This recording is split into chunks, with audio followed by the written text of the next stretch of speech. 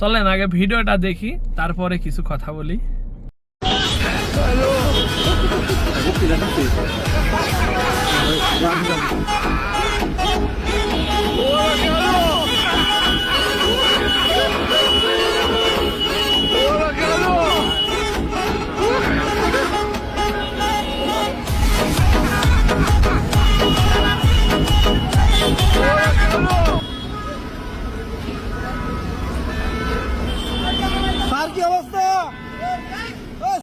আসলে সব পুলিশ কিন্তু খারাপ হয় না, সবাই ঘুষ খায় না।